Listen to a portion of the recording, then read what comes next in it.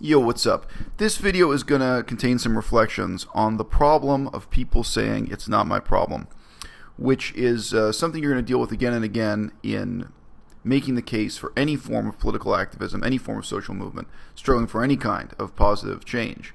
Obviously here I have a special interest in veganism and ecology, but this video also has some non-random reflections on my life here in Chiang Mai, Thailand. I'm here for just a few days on my way from Canada up to China. For those who don't know, don't watch my channel, I just mentioned that in passing. When I first started talking about Thailand on YouTube, I think over 1 year ago, I was addressing the kind of strange mix of myths, hype, and over-the-top expectations that people had for this city, for Chiang Mai, Thailand. And contrasting it to my own experience in the region. Now, again, I don't want to launch into an autobiography here, but I have diverse experience doing historical research, humanitarian research, language research, living, working, and learning in this part of Asia, including Chiang Mai, but all of northern Thailand, Cambodia, Laos, Yunnan. I have some comparative sense of what life is like in different places in the region. And also I have a sense of the kind of pressing ecological, moral, and political concerns that I would hope my fellow vegans would at least take some passing interest in. So I talked about this, as I say, at some length a year ago. I got a lot of fan mail, and I got a little bit of hate mail for those videos.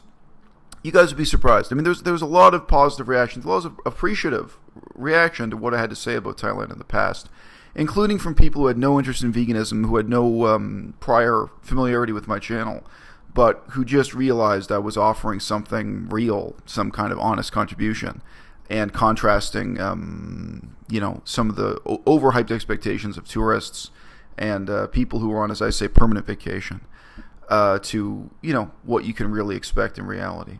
Now, one of the messages I got that was maybe closer to hate mail, as I recall, was from an old man here, I presume was vegan, I don't really know, but an old man who was in the cycling scene. And I just mentioned, by the way, there are plenty of athletes here who are not vegan. There are plenty of people here on permanent vacation who are not vegan. Every combination is possible. But this guy wrote to me, and he was the one person who really took the diametric opposite view to mine. Because, a lot of people react and say, well, I agree with you up to a point, but on the other hand, life is just about having fun, so why should we worry about poverty, prostitution, the fact that a democratic government was replaced with a military dictatorship, the fact that the city is literally falling to pieces here in Chiang Mai, that, like the sidewalk is crumbling under your feet, that every time it rains, even in the wealthiest neighborhood, the street is underwater due to bad infrastructure, bad public planning, etc.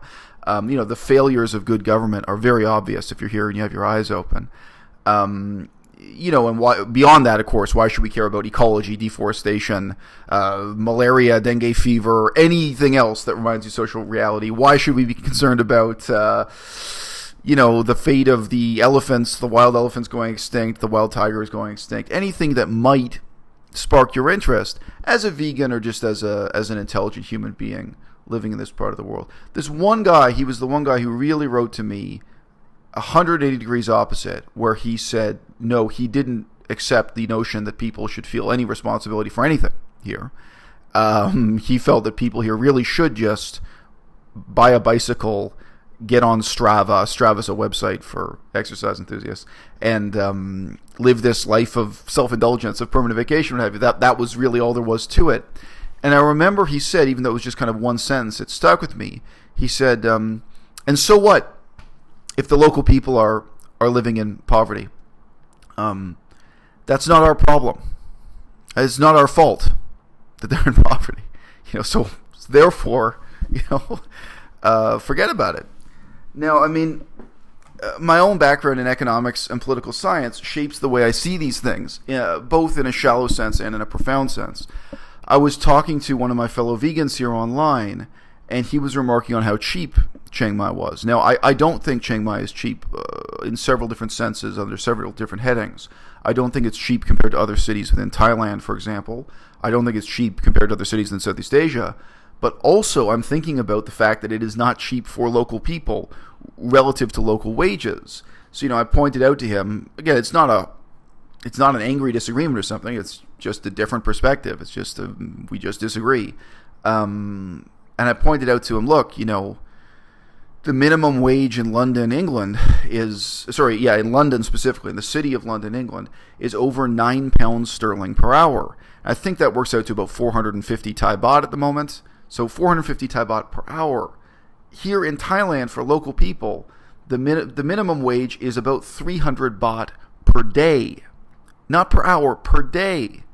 So, in trying to claim that life here is cheap, I have a different framework, a different set of concerns, expectations, etc.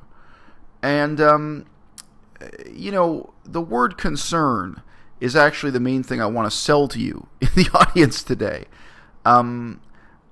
Within Canada, there are people born and raised in Canada who look at, poverty or other social problems and say, this is not my fault, this is not my problem. Therefore, I'm just going to live a life of self-indulgence.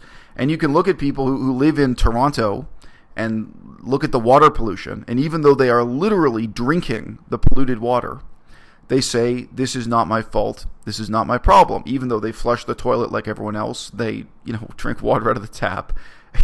In many ways, it literally, physically, chemically, scientifically, it is both your fault and it is your problem. But nevertheless, even with something like water pollution, it's very difficult to deal with the attitude, this is not my fault, this is not my problem. And in other cases, you can say genuinely, you have to agree with people. If you are basically a tourist in Thailand, it's true. Poverty here, social problems here, ecology here is not your fault and is not your problem. But it could be your concern. And I would say sincerely, it should be your concern. You can't be concerned about everything everywhere. You can't... if you are concerned with and engaged with one place, then by definition, you're not engaged in another. For years and years, I lived out here, so I was very concerned with human rights issues, to use a broad term, human rights issues in Thailand, Laos, and Cambodia. I was not concerned with human rights issues in Afghanistan or Iraq. Now, obviously, during the same period of history, there were enormous, momentous events in Afghanistan and Iraq, political and otherwise. I could have devoted my life to that area. I could have consumed myself with being concerned with and trying to make a positive difference over there. I wasn't. The combination of humanitarian work, activism, and just research that I wanted to do, scholarship that I wanted to do, was located here. And as I've mentioned to you guys before, when that ended, I wanted to continue with the same kind of life of engagement, of being politically concerned, politically active, but to switch theaters entirely from working on Southeast Asia to working on the indigenous people within Canada. Now, boy, that one is really depressing. If you talk to white people in Canada and you say, look, you're living next door to a humanitarian disaster, there's an indigenous peoples community, indigenous peoples reservation, where the First Nations are living in poverty and they have no drinking water and they have no access to medicine. They have, third world conditions. We had a scandal of that kind recently in Canada, the à-bas-le-ciel scandal, which, à-bas-le-ciel is the name of a town where they had these kind of worse than third world conditions and people literally living in tents. And unlike here in Southeast Asia, the climate is way too cold for people to survive the winter in tents, and, tremendous breakdown of, both private sector and public sector for that community. And of course, there are white people who will respond to that by saying, it's not my fault and it's not my problem within Canada. So, the ethical arguments we make, whether it's about your drinking water, whether it's about your fellow citizens in your own country, or if it's about citizens in a far-off distant land, or in a country you have chosen to move to as a long-term tourist, as a resident, I think the main thing we're having to do is shift from a mindset of fault to a mindset of positive concern. I think it is childish to try to motivate someone to do the right thing by saying, this is your fault. This is your fault, therefore this is your problem, therefore you should be motivated to learn about it and to do something about it. I think that's a schoolyard way of thinking. and it stems from the childhood experience most of us have. If you're a child and you drop something on the floor, your parents will tell you you have to clean it up because it's your fault. And it's the fault-based logic is both natural and is to some extent inculcated into us at an early age. I think the mature and adult attitude instead is to say, there's no question of whether or not this is my fault. That's irrelevant. Like, it is, if you're a white person who lives in the United States of America, it is actually irrelevant whether or not your ancestors owned slaves. Okay? We're all in it together. If you're living in America today, it doesn't matter if your grandparents migrated to America from Lithuania and therefore you never owned slaves, you were never part of that history. You can't say the condition of black people is not my fault and is not my problem. It's completely irrelevant, right? The reality of, for instance, the Tamir Rice shooting, the police brutality, the questions about the status of black people in the United States of America, it's all of our concern. It's all of our problem if we are Americans living in America. I'm not. I'm a Canadian living in Kunming, China, but hey. But the question is instead, should this be your concern?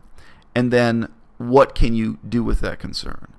And look, we all like to play this game of judge ye not lest ye be judged. Don't be judgmental. Don't be a jerk. If you're not concerned, if you're refusing to take an interest, that does reflect on you. It does reflect badly on you. And there is a moral judgment involved. If you're someone who's chosen to live here in Chiang Mai, Thailand for a year, 2 years, or even for 6 months, and you have no concern, no engagement with these issues, I think you do have to ask yourself why. And I think I'm in the right to ask you, conversation between two people, I have the right to ask you why. Now, maybe there is a good reason. Maybe you're a scientist researching cancer, and all your time and energy goes into trying to find the cure for cancer. I can sympathize. I really can. Maybe, you're a veteran of the Iraq War, and even though you retired to Thailand, you spend all your time and energy keeping up with events in Iraq, reading about, writing about, and maybe being involved with some charity connected to things happening in Iraq. I completely sympathize. Situations like that happen. But of course, what we're really dealing with here in Chiang Mai in 2016 instead are several different communities of people who have moved here to live lives with no sense of responsibility, with no sense of engagement. And, they not only, they of course, they don't learn the Thai language, but they don't open a newspaper. They don't even have an interest in the fact that a democratic government has been replaced by a dictatorship, let alone, the other things that I've mentioned where, maybe you have to walk halfway down the block to take a look at the conditions of elephants or tigers land. But there's so much here that obviously should be leaping out at vegans and they should be taking an interest in.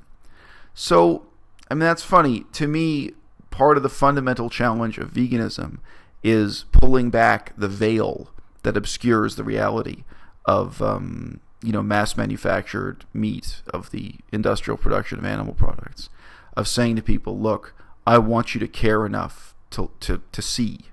I want you to see what's unseen, because there's a veil this thin that's hiding from you. The difference between the neatly packaged styrofoam container of beef sold as a final product and the unbelievable cycle of suffering, waste, and pollution that comes before that. The antiseptic cleanliness of a leather jacket hanging in a shop, or even a wool sweater. It looks good, it smells good, it doesn't seem like you're buying something immoral or horrifying.